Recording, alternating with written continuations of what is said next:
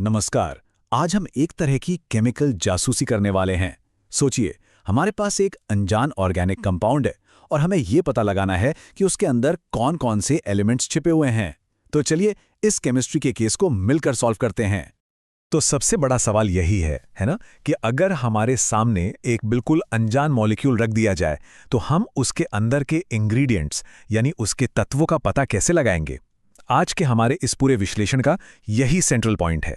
ठीक है, तो पहले बेसिक समझते हैं। देखिए, कोई भी ऑर्गेनिक कंपाउंड हो, उसकी बुनियाद हमेशा कार्बन और हाइड्रोजन से ही बनी होती है।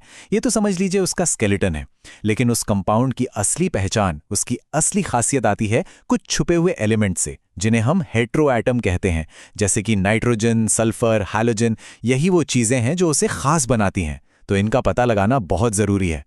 तो सबसे पहला काम बुनियाद को कंफर्म करना, मतलब कार्बन और हाइड्रोजन है या नहीं। इसका तरीका बड़ा सीधा सा है। हम उस कंपाउंड को कॉपर ऑक्साइड के साथ गर्म करते हैं। अगर उसमें कार्बन होगा तो कार्बन डाइऑक्साइड गैस निकलेगी जो चूने के पानी को दूधिया कर देती है। और अगर हाइड्रोजन होगा तो पानी बनेगा जो सूखे कॉपर सल्फेट को नीला कर देता है। बस बेसिक चेक हो गया। अब आती है असली चुनौती, जिसे हम कह सकते हैं हेटेरो एटम प्रॉब्लम।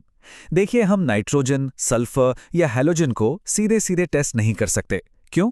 क्योंकि ये एलिमेंट्स कंपाउंड के अंदर कोवलेंट बॉन्ड्स में, मतलब बहुत मजबूती से जकड़े हुए होते हैं, जैसे किसी तिजोरी के अंदर कोई राजबंद हो।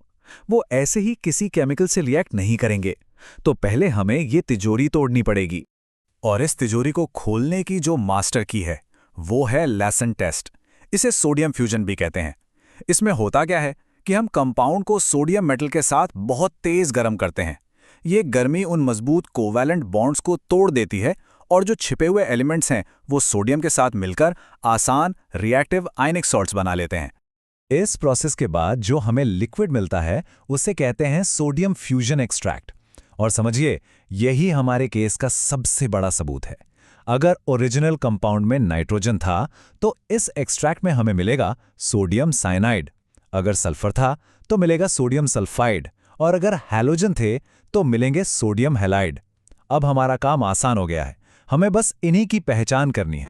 ठीक है, तो अब जब हमारे पास ये अहम सबूत यानी सोडियम फ्यूजन एक्सट्रैक्ट आ गया है तो पूछताछ शुरू करने का समय है। हम एक एक करके हर संदिग्ध एलिमेंट के लिए इस एक्सट्रैक्ट को टेस्ट करेंगे। तो हमारी इन्वेस्टिगेशन में पहला संदिग्ध है नाइट्रोजन। हम क्या करते हैं, एक्सट्रैक्ट में थोड़ा आयरन सल्फेट मिलाते हैं और फिर उसे एसिड के साथ गर्म करते हैं। अगर नाइट्रोजन मौजूद हुआ ना तो एक बहुत ही खास गहरा नीला रंग बनता है, जिसे कहते हैं प्रूशियन ब्लू।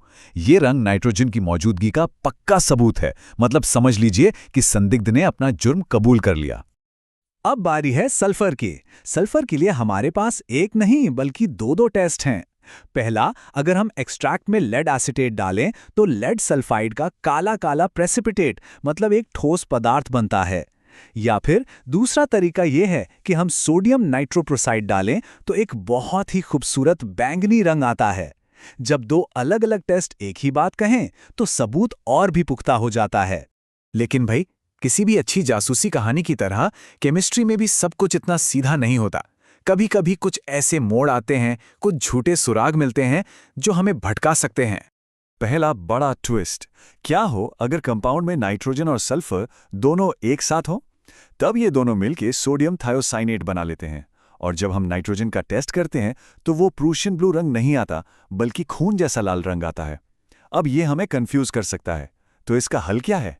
हल ये है कि फ्यूजन के दौरान हम थोड़ा ज्यादा सोडियम इस्तेमाल करें। वो इस थायोसाइनेट को वापस साइनाइड और सल्फाइड में तोड़ देता है। Problem solve.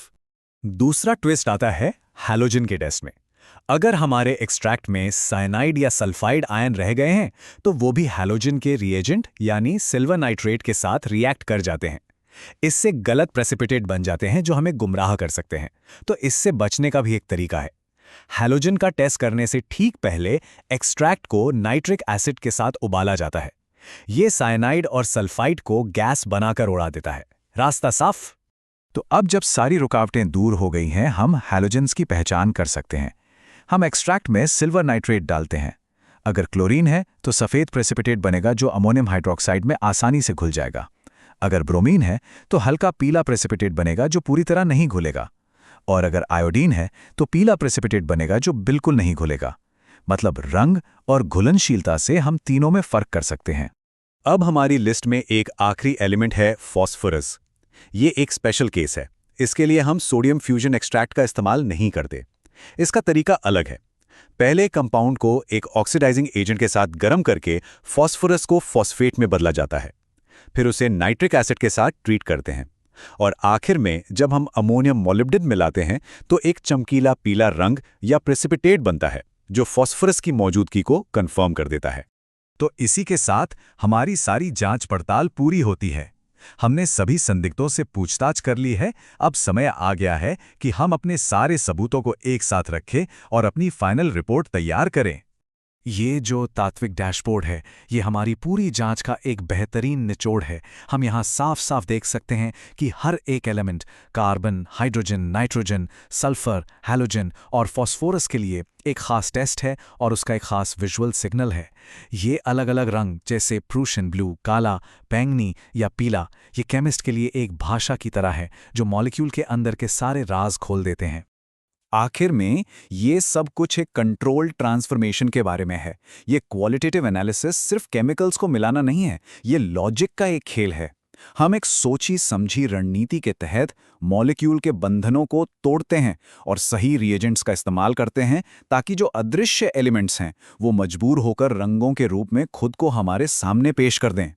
तो अगली बार जब कोई ऑर्गेनिक कंपाउंड हमारे सामने आए तो हमें ये याद रखना होगा कि उसकी सतह के नीचे एक पूरी छिपी हुई दुनिया है जो सही तरीकों से खोजे जाने का इंतजार कर रही है, क्योंकि आखिर में सही लॉजिक का इस्तेमाल करके ही हम किसी अदृश्य चीज को एक साफ और कभी न नकारे जा सकने वाले सबूत में बदल सकते हैं।